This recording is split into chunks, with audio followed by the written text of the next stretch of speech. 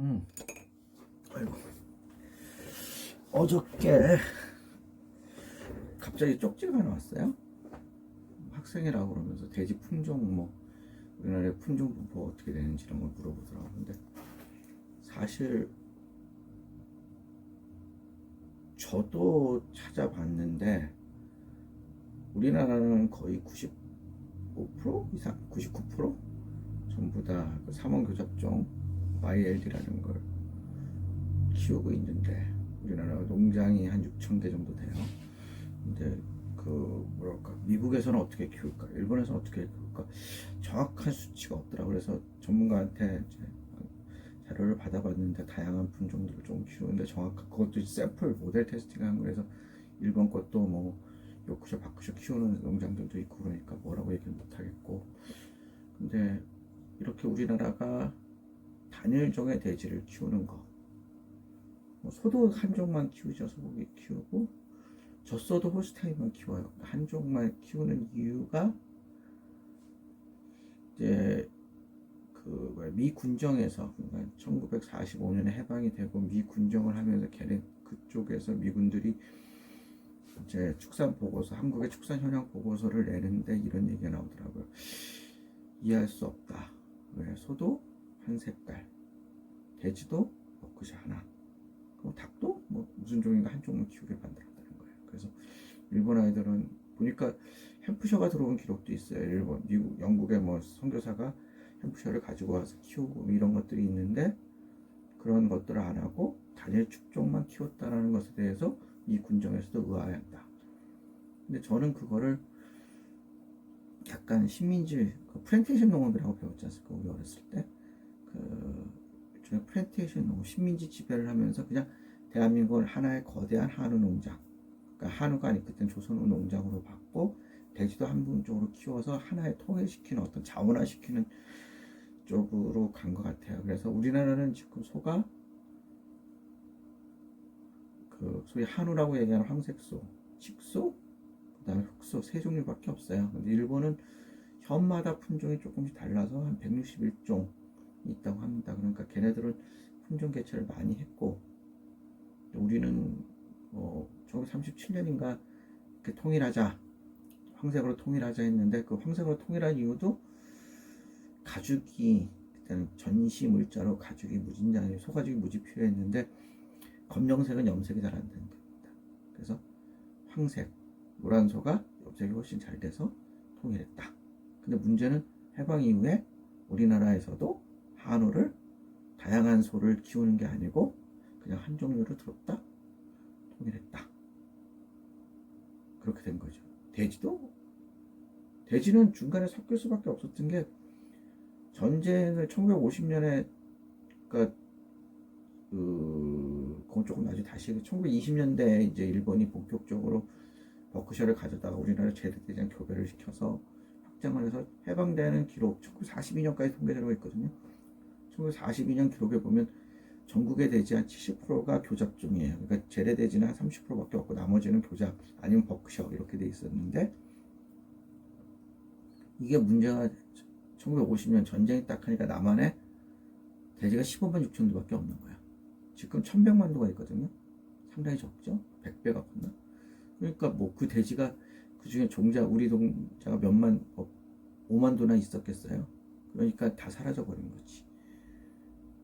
그래서 우리 돼지가 없고, 그러니까 그러다가 이제 전쟁이 끝나고 소위 말해서 지원 물자, 미군이나 이런 데서 이제 재건을 하기 위해서 선교사에서도 돼지를 보내주는데, 이제 각종의 품종의 돼지들이 많이 들어와서 한 6종류의 돼지를 키웠어요. 그랬는데 돼지는 또 그러니까 70년대는 돼지가 종류별로 상당히 많이 키웠던 것 같아요.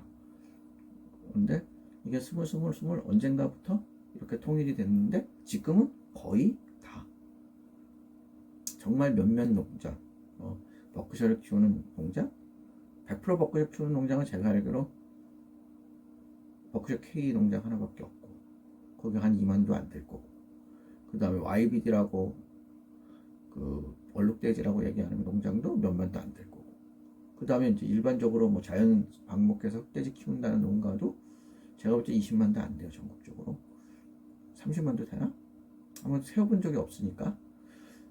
그렇게 보면 제주도에 흑돼지가 8만도 10만도 있을 거고 돼지가 없어요.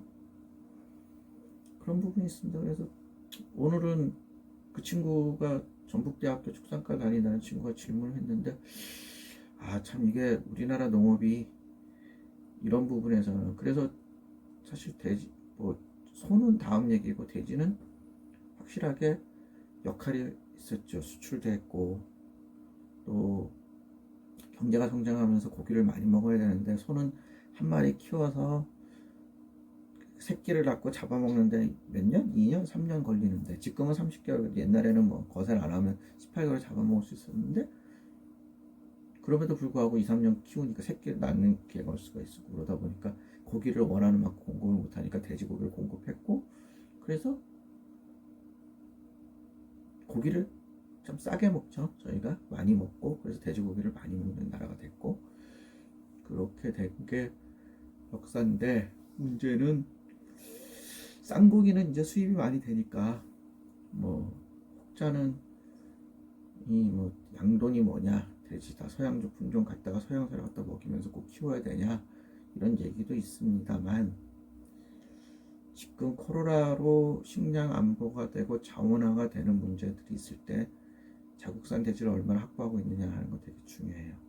그리고 그 원래 축자라는 게 거물현의 밭전자를 쓰기 때문에 돼지를 인류가 키웠던 목적 중에 하나가 농경을 하고 나서부터는 대부분 농사를 짓는 거름을 만들기 위해 키웠어요. 지금은 화학 비료로 굉장히 공업화적으로 농사를 짓지만 산업적으로 근데 이게 다시 어떻게 보면 유턴해 가서 어떤 탭이나 유기농 비료들을 써야 될 문제가 생길 수도 있습니다. 특히 북한의 그 산림 녹화에는 돼지의 그 분뇨로 만든 퇴비가 상당히 고급스러워요. 그래서 과거에 이병철 회장이 용인자연농을 1973년에 만들었을 때도 돼지 농장을 만들었던 이유고 지금 에버랜드 용인자연농 그때 돼지 농장이 있었는데 그 중에 하나가 산림 녹화용 비료를 쓰기 위해서 돼지를 만든 것도 이유가 있습니다. 그래서 돼지가 가진 역할이나 중요성이 조금 달라지는데 우리나라는 너무 한 종류의 돼지만 그 돼지를 보는 시각이 다르다. 사실 이 얘기하려고 얘기한 게 아닌데 오늘 여기까지 하고 그 친구 때문에 저도 근데 마침 그 친구가 질문하기 전에 좀 찾아봤어요. 미국의 돼지 쳐보니까 미국은 10종류의 돼지를 키운다. 근데 삼원교잡은 1969년도에 무슨 자료가 나왔고 70년 초반부터 키운 것 같은데 삼원돼지가 몇 개는 모르겠다. 근데 이제 이 양돈 전문가분들한테 물어봤더니 일본이나 한국에 수출하는 돼지는 삼원교잡 굉장히 많다. 그런 거예요. 그러니까 미국 돼지가 100% 삼원교잡인 줄 알았더니 그건 아니라는 거죠. 그러니까 미국은 각양각색의 돼지를 많이 키운다. 실질적으로 제가 1994년도 아니 2014년도에 미국에 가서 업타운 뉴욕 그러니까 이제 뉴욕의 위쪽 나야가라하고 뉴욕 중간쯤에 그 시라쿠스 이런 지역에 가서 유기농 목장들 이런 데 돌아봤는데 저도 30년 축산을 했고 축산 대학 출신인데 전혀 교과서에서 배우지 않은 돼지 그러니까 오레노라고 그 가자 있잖아요. 그 검은색과 흰색과 검은색 완전히 뭐 검은 반점에 뭐 육백이 아니고 머리는 검정색 가운데는 배 부위는 흰색 그리고 엉덩이 부분은 검정색 이런 돼지가 있더라고요.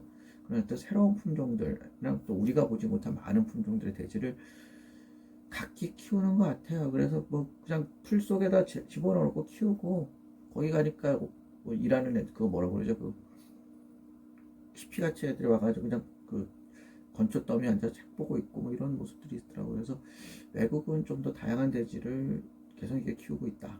우리는 하나의 돼지만 키웠다. 근데 그 이유는 산업화 속에서 고기를 공급하는 것 그거는 품질의 문제가 아니니까 양의 문제였으니까. 근데 지금은 품질에 대해서 고민을 할 시절이고 그러면 품종의 다양성에 대한 고민도 좀 해야 되지 않나 싶습니다. 그래서 난 지금 오늘은 사실 유구 또 그 얘기 비집고 들어가려고 그랬었는데 유구의 역사 왜 유구 100년이라고 유구협회는 하는데 그거 아니지 않냐 135년 됐다 하려고 그랬는데 또 갑자기 그 학생 얘기가 생각이 나서 말씀드렸는데 품종의 다양성에 대한 고민 해야 될 시기가 왔고요. 맛에 대해서 더 맛있는 돼지가 어느 건가. 오늘도 대전에 가서 사천에 있는 농민을 만났어요. 양돈 사장님을. 그분 돼지 좋아요. 아마 선진 사료를 먹이는데 성적은 가장 좋습니다. 냄새도 안 나고. 근데 그분도 월 1,000도를 출하하면서도 브랜딩을 못해요. 농장 브랜드 하기가 상당히 어렵습니다. 근데 이제는 그렇게 월에 몇백 도씩 출하하고 몇천 도씩 출하한 농장들이 개별 브랜드화돼서 자기만의 개성 있는 돼지를 판매하고 여러분들은 그런 돼지를 만나야 되지 않겠나 싶은 생각이 들어요. 저는 롯데 프레시포크를 만들고 도드람 영업본부장을 했고 소위 메이저 돼지들에 관련된 일들을 했지만 그거는 이제 저희가 1990년대에 들어서 수익 개발에 대비하고 수출을 하기 위해서 규모했던 시절이 있었고 지금은 2020년의 돼지는 2020 돼지 브랜드는 조금 다른 시각을 가져야 될 것 같습니다. 그 부분은 전문적인 얘기니까 나중에 다시 하도록 하겠습니다. 오늘 여기까지 하겠습니다.